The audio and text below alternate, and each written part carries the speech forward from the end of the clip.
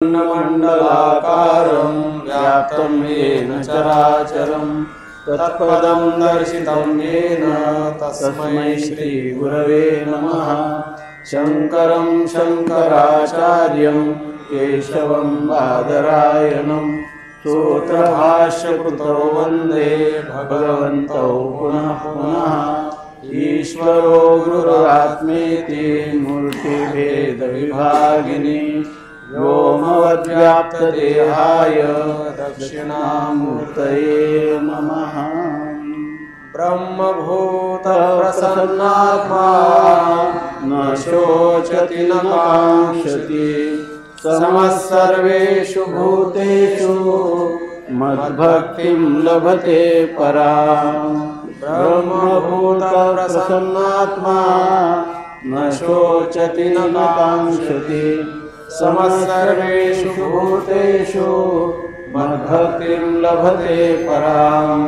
ब्रह्मभूतप्रसन्नात्मा न शोचति न काङ्क्षति समः सर्वेषु भूतेषु मद्भक्तिं लभते पराम्।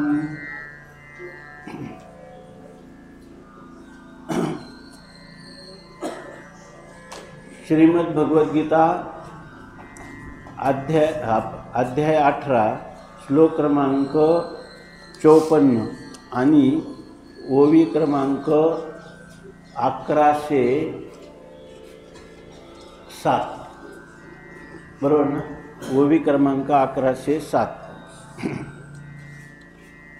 अध्याय 18 श्लोक क्रमांक 54 आणि ओवी क्रमांक 1107।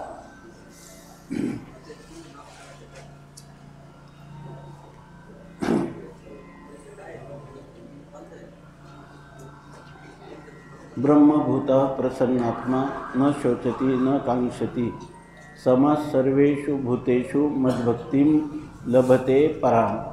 तेव्हा कल्पांताचे वेळे नदी सिंधूचे पेंडवळे मोडूनी भरले जळ आब्रह्मदेशे नाना गेलिया घटमठ आकाश ठाके एकवट का जळोनी काष्ठे काष्ठ वन्नेची होय ना तरी लेनियांचे ठसे आटवून गेलिया मुसे नामरूप भेदे जैसे सांडीजे सोने हेही असो चेलया हे ते स्वप्न नाही झालिया मग आपणची आपणया उरिजे जैसे तैसा मी एक वाचोनी काही तया तयाही सकट नाही हे चौथी भक्ती पाही माझी तो लाहे।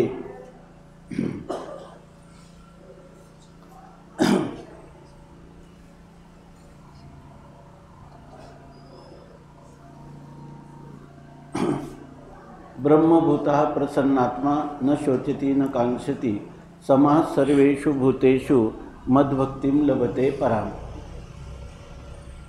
संत सम्राट भगवान ज्ञानोबाराय वैराग्य रागरसिक जगद्गुरु संत शिरोमणी श्री तुकोबाराय शांती ब्रह्म श्री संत एकनाथ महाराज महाराष्ट्रातील सर्व संतांची मांदियाळी वारकरी संप्रदायाचं परम आराध्य दैवत श्री पांडुरंग परमात्मा आणि आपण या ठिकाणी जे काही एक अनुष्ठान 5 दिवसाचं आरंभ केलं चिंतने सरेतो धन्य धन्य काळ सकळ मंगळ मंगळाचे जो काळ खऱ्या अर्थाने ज्या महापुरुषांचा हा पुण्य स्मरणाचा महोत्सव या ठिकाणी संपन्न होत आहे त्यांची सेवा आपण काहीच करू शकत नाही आणि त्यांना सेवेची आवश्यकता नाही परंतु आपल्या कल्याणासाठी आपण ह्या अशा प्रकारचे महोत्सव साजरे करतो।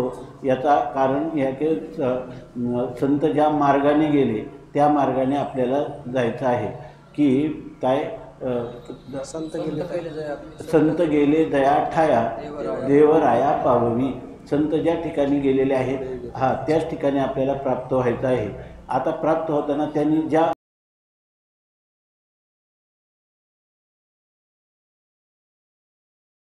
आधी दयानिधी संतते तेनेची पंथे चालो जाता न पडे गुंथा कोठे काही या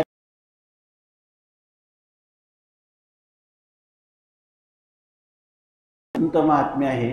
त्यांनी ज्या मार्गाने गेले आणि आपल्या जीवनाचं कल्याण करून घेतलं आणि आपल्याला ह्या मार्गाची काही कल्पना नसताना देखील हा मार्ग त्यांनी स्वतः आचरण करून दाखवला आणि अनुभवी आले अंगा त्याची जगा देतसे। एका खेड्यापासून तर शहरापर्यंत किंवा सामान्य कुटुंबात जन्मून यांनी पुरुषार्थ केला की दैवायुक्तम कुले जन्म मदायुक्तम तो पौरुषम, जन्म देणे दैवाहाती करणी जग हसवी। या ठिकाणी जन्म सामान्य कुटुंबात घेऊन परमार्थ संस्कार स्वतःवर पुरुषार्थाने बांधवून घेऊन इतर लोकांनाही सर्वांना आपल्याबरोबर घेऊन जो मार्ग आहे दिंडीचा मार्ग आहे, तुका म्हणे तुम्ही चला याची वाटे पांडुरंग भेटे भरवसेने, किंवा नामस्मरणाचा मार्ग दाखवला, तुका म्हणे तुम्ही चला याची वाटे पांडुरंग भेटे भरवसेने। त्यांनी श्रवण मनन पारायण या धर्मशाळा किंवा या ठिकाणी दिंडी इत्यादी किंवा अनेकांना गुरुदीक्षा देऊन या ठिकाणी आपल्या सर्वांच्या जीवनाचं कल्याण करण्यासाठी आपल्या स्वतःच्या जीवनाचा वेच केला आणि एक सांप्रदायिक फळी निर्माण केली की जी आपली परंपरा ही अव्याहतपणे पुढं चालू राहावी। आणि आजपर्यंत 38 वर्ष झाली ती ज्यांना हे भाग्य लाभलं किंवा ज्यांनी ही परंपरा आत्तापर्यंत प्रवाही ठेवली, अशा प्रकारच्या सर्वच त्याच्या ठिकाणी त्यांचे दीक्षित असणाऱ्या किंवा त्यांचे कृपापात्र असणाऱ्या सगळ्यांनीच हा मार्ग चालू ठेवलेला आहे। म्हणून आज या ठिकाणी आपल्याच कल्याणासाठी त्यांच्या चरणी त्यांच्या स्मृतिस्थली ही त्यांची स्मृतिस्थली आहे, तेव्हा या ठिकाणी गुरुवर्य प्रातस्मरणीय वंदनीय डॉक्टर नामदेवजी सारंग महाराज यांच्या पुण्यस्मरणानिमित्त त्यांना आपण ही एक 5 दिवस ही शब्दरूपी फुलं किंवा पुष्प त्यांच्या चरणी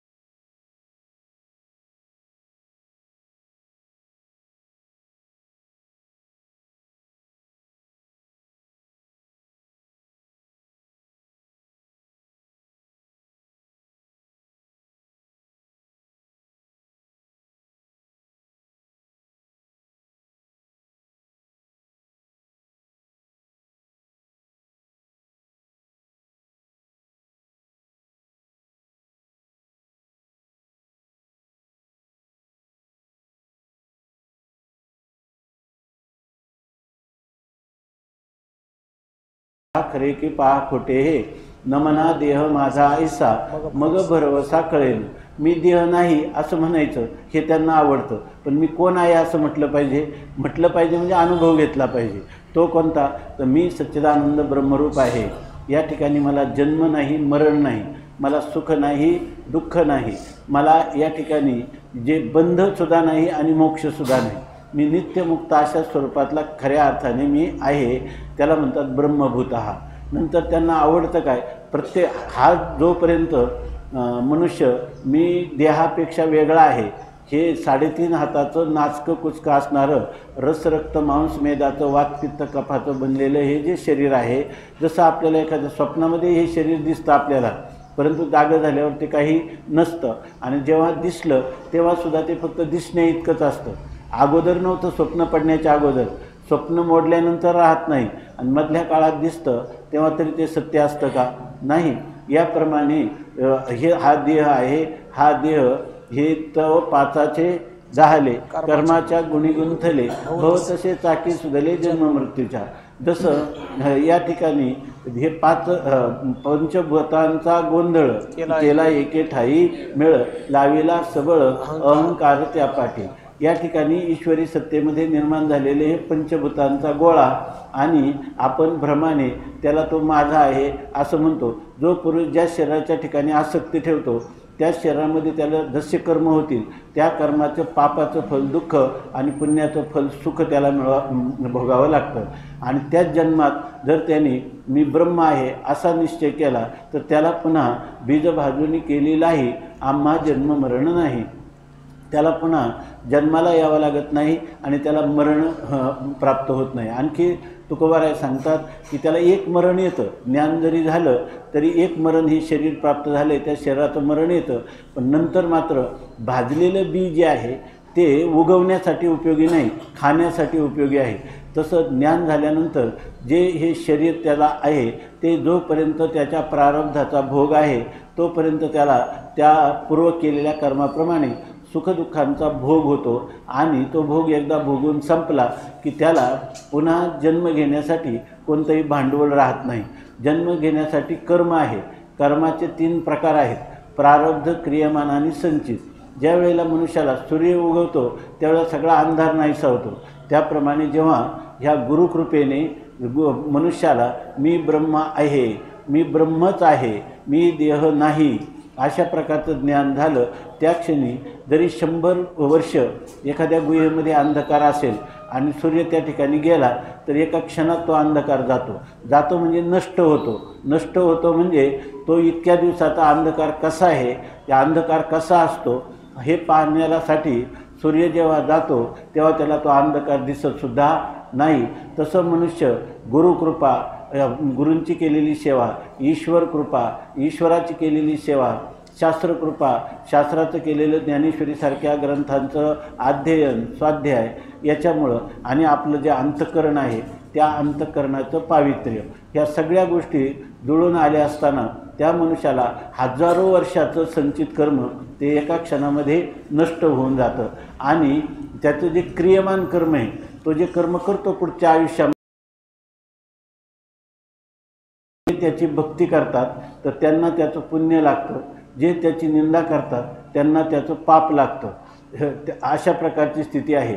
आणि त्यांची जी काही व्यक्तिगत ही भौतिक मिळवलेली मालमत्ता आहे ती त्यांच्या मुलाला किंवा शिष्याला प्राप्त होते. अर्थात तो जाताना मोकळा जातो, त्याला कोणत्याही प्रकारचं कर्माचं फल भोगावं लागत नाही. हा त्याचा शेवटचा जन्म असतो.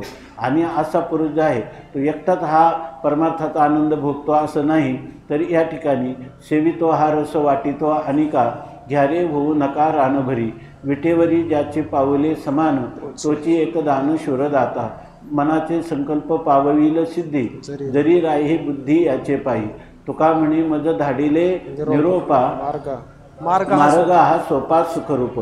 ते जे जनकल्याणासाठी आलेले असतात त्याच्यामध्ये ते आपल्याला फक्त निरोप घेऊन आलेले असतात.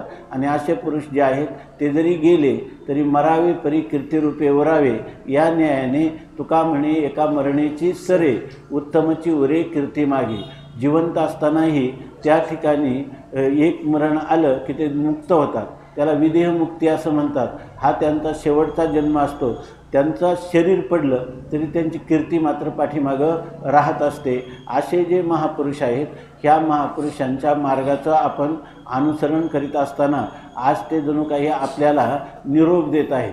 तेच की या स्थलामध्ये येऊन तुम्हाला आता जाताना आम्हाला स्वर्गामध्ये वैकुंठामध्ये जो आनंद होणार आहे तो आनंद तुम्ही आमचं पुण्यस्मरणाचं केलेलं हे जे काही आयोजन आहे यांनी खरं होणार नाही.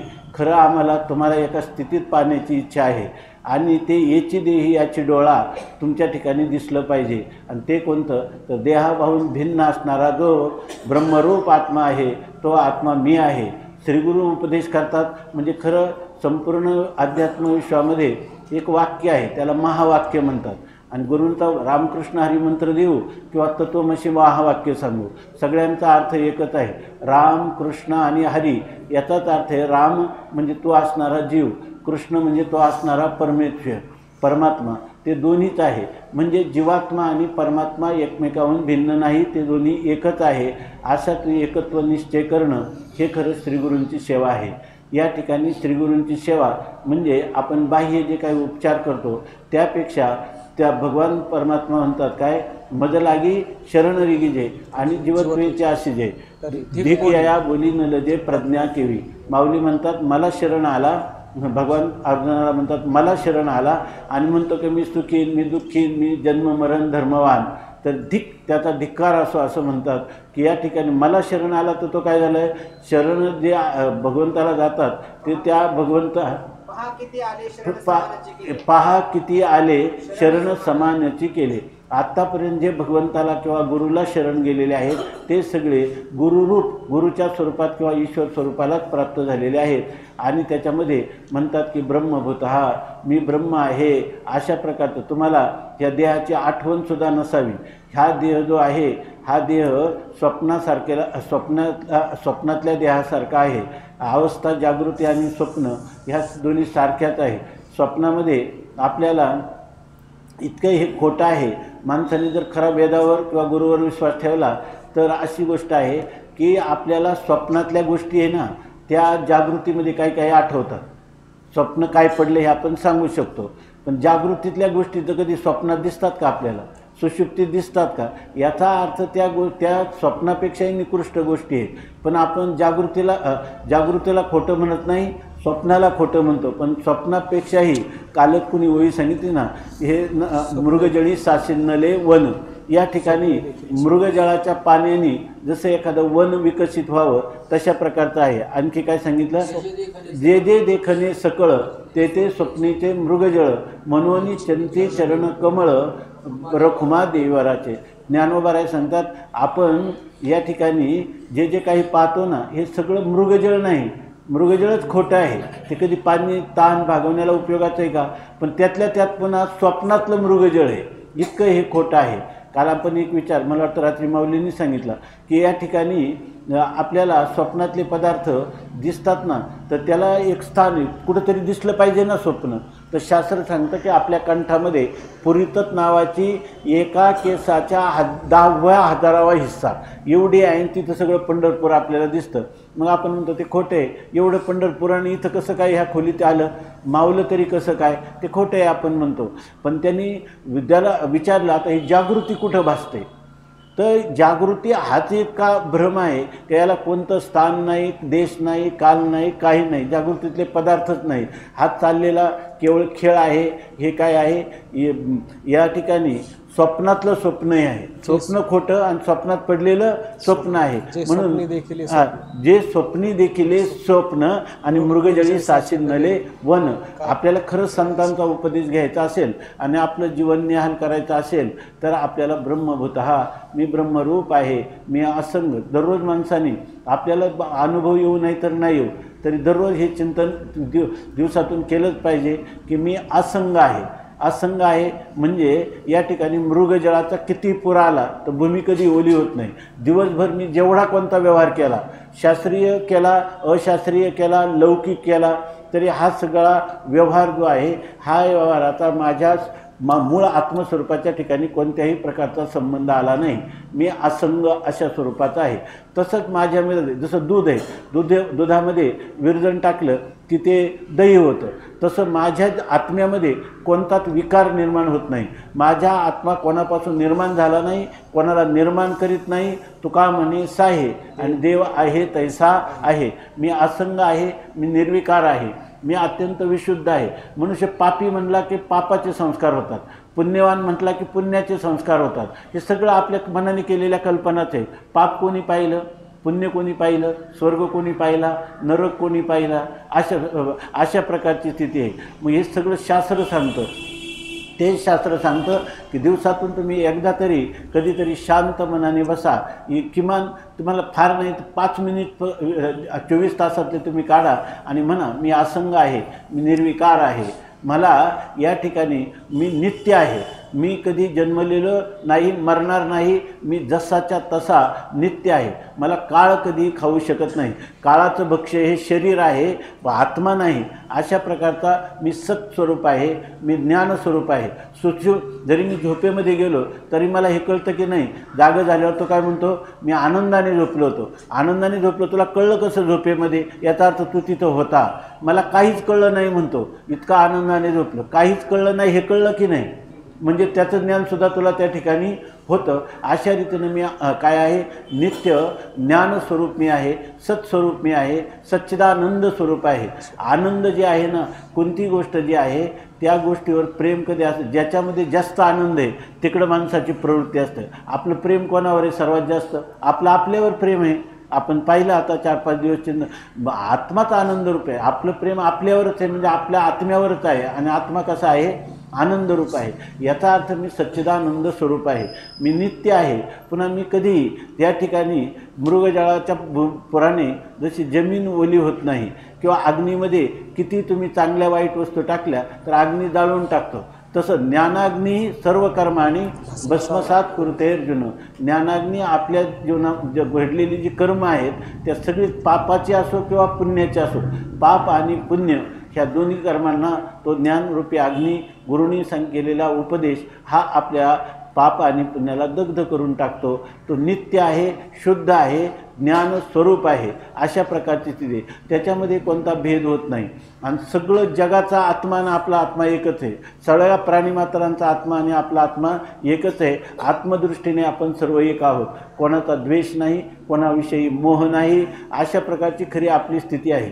आणि याचा मनात असं आहे, ही स्थिती केली तर आपल्याला कसं वाटतं की ज्या ठिकाणी आपल्याला कोणाचा राग नाही, कोणाचा द्वेष नाही, कारण आपण आत्मा आहे. याच्यावर किती काळापासून किती विश्व उत्पन्न झाली आणि ती विश्व मावळली तरीसुद्धा त्या आत्म्यावर कोणत्याही प्रकारचा त्याच्यामध्ये विकार निर्माण झालेला नाही. आणि असा असणारा शुद्ध बुद्ध नित्य सच्चिदानंद स्वरूप असंग निर्विकार अशा प्रकारचा भेदरहित अभेद स्वरूप अद्वैत आत्मा मी आहे, अशा प्रकारचं चिंतन करावं. हे 5 मिनटं जरी आपण चिंतन केलं आणि जर आपल्याला त्यावेळेला आनंदाची अनुभूती आली, समजायचं आपल्यावर गुरुकृपा आहे, शास्त्रकृपा आहे, ईश्वर कृपा आहे. भले आपण आले भागा ते करीतो, नाम तुझे उच्चारितो, भगवंताचं नामस्मरण करतो, वाट्याला आलेला व्यवसाय करतो, परंतु आला भागा तो करी व्यवसाय, आलेला करतो, परंतु माझं जे मूळ स्वरूप आहे ते कायम जसंच्या तसंच आहे. आणि याची जर मनुष्याला ह्या चिंतनात आनंद आला आणि माणसाचं असं आहे की या मनाचे एकनिके जे देखील या गोडीच्या ठाया सोके म्हणून या अनुभव सुखाची कौतुके दावित जाईल. आपल्याला जर ही चटक लागली तर मनुष्याला की जाग झाल्यापासून झोपेपर्यंत त्या मनुष्याला जरी बाहेरून करत असला, मन 2 प्रकारचं मन आहे, एक गौण मन आहे आणि एक प्रधान मन आहे. तर त्याच्या ठिकाणी जे मुख्य मन आहे ना, ते मन आपोआप त्याची जी काही लालच लागलेली आहे त्याच्यामुळे त्याचं मन तिकडं जरी बाहेरून मन त्या गोपी जशा बाहेरच्या व्यवहार करत होत्या, पण मन हे गोविंदी आणि देह काम करी हो. अशा प्रकारची स्थिती आपण ह्या 5 मिनिटाच्या चिंतनामध्ये आपल्याला दिवसभर एक प्रकारचं त्याची लागलेली झळक आपल्याला आतून राहते. व्यवहारात दुःख जेव्हा होतं तेव्हा तुम्ही मी सुखरूप आत्मा आहे असं चिंतन करा. मरणाची भीती वाटते तेव्हा मी अमर आत्मा आहे असं चिंतन करा. आणि शिवाय असं आहे, तुम्ही म्हणाल आणि हे चिंतन दररोज केलं आणि आपण अशाच प्रकारचं म्हटलं की मी अमर आत्मा आहे, मी ज्ञानस्वरूप आहे, अज्ञान माझ्याजवळ नाहीच आहे, दुःख माझ्याजवळ नाहीच आहे, दुःख हा भ्रम आहे, अज्ञान हा भ्रम आहे, केवळ सत्य काय आहे, मी सच्चिदानंद स्वरूप आहे, एवढंच सत्य आहे. अशा प्रकारचं जर चिंतन केलं तर मनुष्याला आपोआप त्याची आवड निर्माण होते आणि बाहेरून तो कोणतेही कर्म करत असला तरीसुद्धा तो नैष्कर्म्य दशेमध्ये खऱ्या अर्थाने असंग निर्विकार राहू शकतो. अशा प्रकारची याची स्थिती आहे.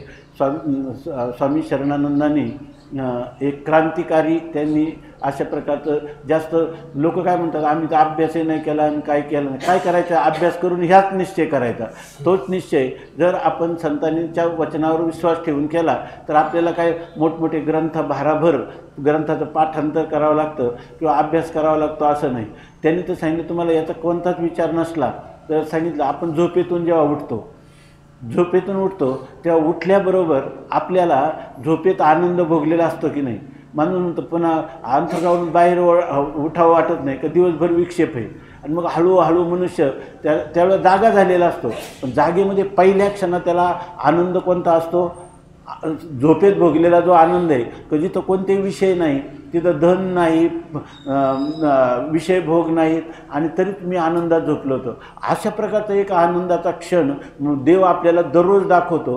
तर याच्यासाठी मनुष्याला झोप कशासाठी दिली परमात्म्याने, की झोपेमध्ये कोणताही विषय नसताना तुम्हाला आनंद मिळतो. याचा अर्थ आनंदासाठी विषयाची गरजच नाही, उलट विषयाची या इच्छेचा त्याग केला की मग आनंद आहे. विषय भोगात आनंद नाही, त्या आनंद त्यागात आहे. आपल्याला नेहमी हे आपली कायमचे पडिले हे रूढी जगा परिचार चालविती व्यवहार सत्य म्हणून. लोकांना असं वाटतं की माझ्या आजोबांनी विषय भोगून आनंद भोगला, मलाही तेच भोगायचं आहे आणि त्याच्याशिवाय विषयाच्या माध्यमातून कधीही आनंदाची अभिव्यक्ती होत नाही. अशा प्रकारचा आपला भ्रम आहे. अशा वेळेला आपण जर वेदवचनावर, साधूंच्या अनुभूतीपूर्ण वचनावर विश्वास ठेवला आणि हा विचार करत गेलं तर आपलं एक मुख्य मन जे आहे ते, जसं त्यांनी तर लिहिलं आहे, आपण अंथरुणातून उठल्याबरोबर लगेच कामाचं आजचं काय नियोजन करायचं, अशा प्रकारचा व्यवहार जर आपण केला तर सकाळपासूनच आपण मन चंचल केलं. आता ते मन पुन्हा थाऱ्यावर येणार नाही. मी सुषुप्तीमध्ये विषया वाचून आनंद भोगला, हा आनंद जो आहे हाच माझं खरं स्वरूप आहे. मी त्याचं जतन करण्याचा प्रयत्न केले. त्यांनी जर असं सांगितलं, जर मनुष्य 2-3 मिनिट जरी सकाळी उठल्यानंतर सुषुप्तीतल्या निर्विषय आनंदाचं चिंतन करील तर त्याला दिवसभर समाधान राहील. तर त्यांनी सांगितलं की 3 मिनिट त्याने चिंतन केलं तर त्याला लगेच ती जी अनुभवलेली स्थिती तिचंच ध्यान होत राहील. आणि ती जर स्थिती तुम्ही 10 मिनिट अनुभवली तर ते तुमची धारणा होत राहील. ती स्थिती जर 15 मिनिट अनुभवली तर त्याला निर्विकल्प समाधीचा लाभ होईल. असं त्यांनी शरणानंद स्वामींनी त्यांनी जे क्रांतिकारी म्हणून एक चिंतन सांगितलेले एक थोर महात्मे, प्रज्ञाचक्षु होते. त्यांनी कुठल्याच शास्त्राचा अभ्यास केला नव्हता, कारण त्यांना डोळेच नव्हते. अशा वेळेला त्यांनी जे आयुष्यभर साधना केली त्याच्यामध्ये त्यांनी हा विचार दिला, आपल्याला सकाळी उठल्यानंतरच जर आपण या ठिकाणी कराग्रे वसते लक्ष्मी, करमध्ये सरस्वती, करमुले तू गोविंदा, प्रभाते करदर्शन, देवाने आपल्याला उठवलं आहे ना, ही आपल्या जीवनात लागणारी जी लक्ष्मी आहे तर ती कराग्रे आपल्याच हाताच्या पुढच्या भागात बसलेली आहे. करमध्ये सरस्वती, आपल्याला ज्ञानाची आवश्यकता आहे ना, ती सरस्वती आपल्या हाताच्या देवता आहे मध्यभागी.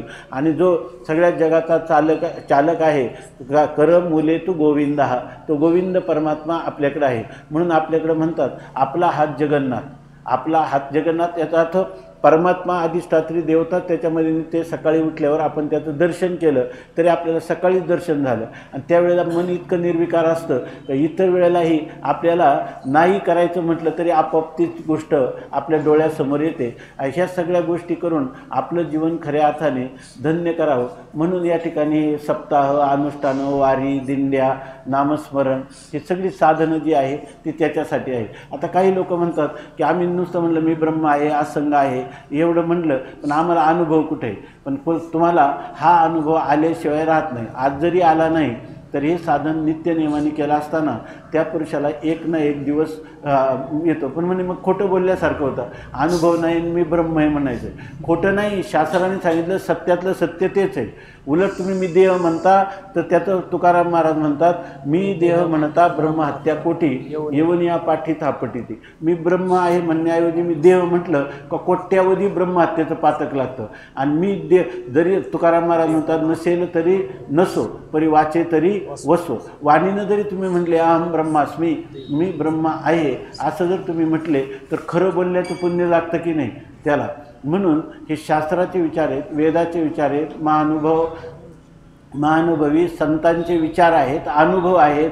आणि तो अनुभव आपल्यासाठी त्यांनी जतन केलेला आहे. वास्तविक त्यांनी काय करायला पाहिजे होतं, आपले असणारे गुरुवर्य प्रातस्मरणीय सारंगी महाराज त्यांनी आपल्या महिमेमध्येच राहायला पाहिजे होतं. पण ते आपल्या महिमा सोडला आणि आपल्यासाठी त्या बुडते हे जन न देखवे डोळा, येतो कळवळा म्हणून या. त्यांनी जे आपल्याला उपदेश केला त्या उपदेशाचं पालन करणं हे आपलं परम कर्तव्य आहे. त्यांना आवडेल की आपण ब्रह्मभूत आहात. दुसरा आवडतं प्रसन्नात्मा. मनुष्य शरीराला आला आणि त्यांचा शिष्य झाला आणि रात्रंदिवस हात कपाळाला लावून बैसे असं आवडत नाही. प्रसन्नात्मा, त्याचं अंतःकरण नेहमी प्रसन्न राहिलं पाहिजे. अंतःकरण कधी प्रसन्न राहतं, जो मनुष्य पापी आहे पापकर्म करतो त्याचा अंतःकरण प्रसन्न राहत नाही। याचा अर्थ आपलं जीवन सदाचारी, सद्विचारी आणि सद्भावना संपन्न असलं की त्याचा अंतःकरण तो दरिद्री राहील, रोगी असेल, पण अंतःकरणाची प्रसन्नता असेल, त्याचा शोक करू नये। आणि कितीही आपल्याला वैभव प्राप्त झालं तरी अजून वैभव असावं, अजून आणखी इदम मे शात मला कितीतरी अजून असावं अशी आकांक्षा जोपर्यंत आहे तोपर्यंत त्या पुरुषाच्या चित्ताला खरी शांती किंवा समाधान प्राप्त होत नाही। म्हणून आकांक्षा करू नये अशा प्रकारचं आपल्याला सांगतात बस।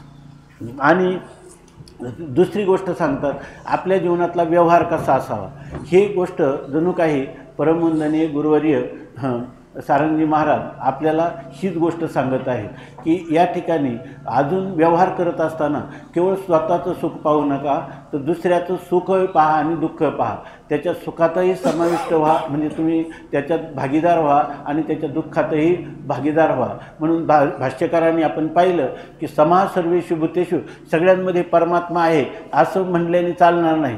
जर सगळ्यांमध्ये परमात्मा आहे यापेक्षा ज्याने आपल्याला सुख होतं ते दुसऱ्यासाठी करायचं, ज्याने आपल्याला दुःख होतं ते दुःख दुसऱ्याचं निवारण करायचं। आणि आपल्या सुखदुःखाचा विचार करण्यापेक्षा आपण जेव्हा दुसऱ्याच्या सुखदुःखाचा विचार करतो तेव्हा खऱ्या अर्थाने आपल्यामध्ये असणारा आनंद वाढतो। तुम्ही म्हणाल की मग आज उलट आमचे काही नुकसान झाले, नुकसान झाली, तुमचे धन गेलं तरीसुद्धा तुम्हाला आनंद वाटतो की हे चांगल्या कारणाला लागलं, तुम्हाला शारीरिक कष्ट पडले तरी तुम्हाला असं वाटतं की याच्या दुःखाचा निराश होण्यासाठी भगवंतानी मला माध्यम केलं। अशा प्रकारचं सर्व भूतांच्या सुखदुःखामध्ये दुसऱ्या त्याला राग वाटत नाहीतर लोक जर आपण दुसऱ्याच्या सुखाने जर आपल्या मनात ईर्ष्या निर्माण झाली, मत्सर निर्माण झाला तर त्या माणसाला काय व्हायचं तेव्हा होईल, पण आपलं मन आत्ताच जळायला सुरुवात होते। आपल्या मनाच्या ठिकाणी एक जळाऊ वृत्ती जी आहे ती आत्ताच आपल्याला दुःख द्यायला सुरुवात करते। म्हणून ह्या सगळ्या गोष्टी अनुभवाच्या आहे। जर मनुष्याने थोडं सात्विक धैर्य ठेवलं आणि हे करून पाहिल्या तर त्याला लक्षात येतं की एक कुटुंब होतं, त्या कुटुंबामध्ये जो कुटुंब प्रमुख होता तो जवळजवळ 85 वर्षाचा होता आणि कुटुंबामध्ये त्यांच्या 104 सदस्य होते। तर त्या ठिकाणी त्याला विचारलं की तुमच्या 85 वर्षामध्ये तुमच्या जीवनामध्ये सगळ्यात आनंदाचा क्षण कोणता, असं त्याला विचारलं। तर त्यांनी सांगितलं मला क्वचितच हे आनंदाचे क्षण मिळाले, पण ते कोणते, तर ते म्हणे माझा एक नियम आहे, घरातले सगळे कुटुंबातले सदस्य जेवले की मग मी शेवटी जेवत असतो आणि तेव्हा मी ओट्यावर येतो बाहेर घराच्या आणि कोणी जर चाललेला कोणी मनुष्य असेल तर त्याला मी म्हणतो जेवण करा, परंतु जर कोणी भेटलं नाही, एखादा भिकारी वगैरे असला तर त्या ठिकाणी त्याला मी ते अन्न देतो हे असं सांगितलं। पण एक दिवस असं झालं की एक भिकाऱ्याला अन्न दिलं, दुसराही आला, तिसराही आला, ते घरातलं अन्न काही हे झालं नाही, राहिलं नाही आणि त्यांनी सांगितलं की नंतर मी त्या दिवशी उपाशी झोपलं, पण माझ्या जीवनातला सगळा आनंदाचा दिवस तो आहे असं त्यांनी सांगितलं की मला वाटलं की आपल्याला अन्न नाही पण हे 2 भिकारी तृप्त झाले। अशा प्रकाराने सुख आणि दुःख हे दुसऱ्याचं दुःख समर्थांनी सांगितलं की आपल्याला दुसऱ्याला सुख देणं हे आपल्या हातात आहे, पण दुसऱ्याने आपल्याला दुःख न देणं हे काय आपल्या हातात नाही। दुसरा आपल्याला दुःख देऊ शकतो पण आपण त्याला न देणं हे मात्र आपल्या हातात आहे। याचा अर्थ दुसऱ्याच्या सुखाने सुखी होणं आणि दुसऱ्याच्या दुःखाने दुःखी होणं हे समाः सर्वेषु भूतेषु। आणि हे सगळं काही केलं तर या ठिकाणी आपल्याला गुरुवर्य आशीर्वाद देऊन पाठवतात की मद्भक्तिम लभते पराम, तुम्हाला माझी परमभक्ती जी आहे ती तुम्हाला प्राप्त होईल। अशा प्रकारचा जणू काही ते आपल्याला निरोप देत आहेत, आपल्याला आशीर्वाद देत आहेत आणि यासाठी आपण त्यांच्या सत्तेतून, माऊलीच्या सत्तेतून आणि गुरुवर्यांच्या चरणी अशी प्रार्थना करू की या ठिकाणी आमच्या जीवनामध्ये आपल्याला अपेक्षित असणारं जे काही आहे ते आम्ही करण्याचा यथाशक्ती यथामती प्रयत्न करीत आहोत, परंतु हे सगळं जे आहे हा परमार्थ असो किंवा संसार असो यामध्ये आपले प्रयत्न नाही, यामध्ये भगवत कृपा गुरुकृपा ही आवश्यक आहे। तेव्हा तुमच्या कृपेचं वैभव ते ऐश्वर आम्हाला लाभावं, आम्ही जे काही आपला आपलं मागोवा घेत आहोत की आम्ही आपल्या शब्दांच्यावरून जीव ओवाळून टाकून आम्हाला जी अनुभूती आपल्याला आली तीच अनुभूती आम्हाला यावी यासाठी आपण आम्हा सर्वांना दीर्घ आयुष्य आणि आरोग्य द्या। जसं भाऊंनी या ठिकाणी देह त्याग करेपर्यंत या ठिकाणी जो काही गुरूंनी सांगितलेला आदेश आहे त्या आदेशाचं पालन करीत त्यांचं प्राणोत्क्रमण झालं। आणि हे करण्यासाठी इथं त्यांना बळ कसं दिलं ते हे करून ठेवलेलं आहे, व्हिडिओ कॅसेट करून ठेवलेले। ज्या काळात ते थोडे शुद्धीवर आले तर त्यावेळेला ते इतकं बळ आले की हा मनुष्य पूर्णपणे विकलांग झाला असं वाटत नाही। ज्ञानोबा काय माऊली माऊली माऊली अगदी जोराजोराने टाळ्या वाजवतात। अशाच प्रकारचं आपल्याला सर्वांना शारीर बल, मनोबल, बुद्धिबल, आत्मबल सगळं आपल्याला प्राप्त व्हावं आणि आपल्या जीवनामध्ये हाच दिवस यावा की जे संत गेले जया ठाया देवराया पाववी। या ठिकाणी त्यासाठी आपण कधी करू शकतो, त्यांची कृपा आपल्याला प्राप्त झाली तर। आणि त्या कृपेमध्ये आपल्याला केवढी आघात आली तर आपलं मनोबल टिकलं पाहिजे, आपलं बुद्धिबल टिकलं पाहिजे, आपलं आत्मबल टिकलं पाहिजे, आपलं या ठिकाणी शारीरबल टिकलं पाहिजे। आणि म्हणून तुकाराम महाराज म्हणतात की आयुष्य करी उणे परिमज आवडो कीर्तन, नको जाऊ देऊ भंगा गात्रे माझी पांडुरंगा। कथेची सामग्री देह अवसानावरी। ही कथा किंवा हे अनुष्ठान करण्यासाठी शरीरालाही बल पाहिजे, तेव्हा हे सर्व प्रकारचं बल देणं हे त्यांच्या हातात आहे। त्यांनी आपल्यावर अशा प्रकारची अपरंपार कृपा करावी आणि आपल्याला मरणाच्या शेवटच्या अव्यवहित पूर्व क्षणापर्यंत भगवंताचं चिंतन होत राहावं आणि देह आपला जो आहे देह पडोया चिंतनी विठ्ठल नाम संकीर्तनी। अशा प्रकारची स्थिती तुम्हाला आम्हाला त्यांच्या कृपेने सर्वांना प्राप्त करून सर्वेत्र सुखिनः सन्तु सर्वे सन्तु निरामया दुःख मापनुयात। अशा प्रकारच्या ह्या प्रार्थनेने आपलं हे जे काही 5 दिवसाचं एक प्रकारचं अनुष्ठान आहे ह्या अनुष्ठानाची परिसमाप्ती होत आहे। त्यानिमित्त आपण पुन्हा एकदा त्यांच्या चरणी प्रार्थना करू। आम्ही सर्व सुखी असोत, निरोगी असोत, कोणाच्याही वाट्याला दुःख न येवो, चांगल्या गोष्टी पाहायला ऐकायला मिळोत अशी पुन्हा प्रार्थना करून आजच्या चिंतनाला विराम देऊ। पुंडलिक वरदा हरी विठ्ठल श्री ज्ञानदेव तुकाराम ज्ञानेश्वर महाराज की जय। गोपाल कृष्ण भगवान की जय। आता याच्यानंतर एक 10-15 मिनिटातच काल्याचं कीर्तन सुरू होईल लगेच। हां 10 मिनिटात 10-15 मिनिटात कोण काय काय हां कोणा नाश्ता करायचा असेल तर नाश्ता करा तिथं आहे। तुकाराम ज्ञानदेव तुकाराम ज्ञानदेव तुकाराम ज्ञानदेव तुकाराम ज्ञानदेव तुकाराम ज्ञानदेव तुकाराम ज्ञानदेव तुकाराम ज्ञानदेव तुकाराम तुकाराम तुकाराम तुकाराम तुकाराम श्री ज्ञानदेव तुकाराम ज्ञानेश्वर महाराज की जय।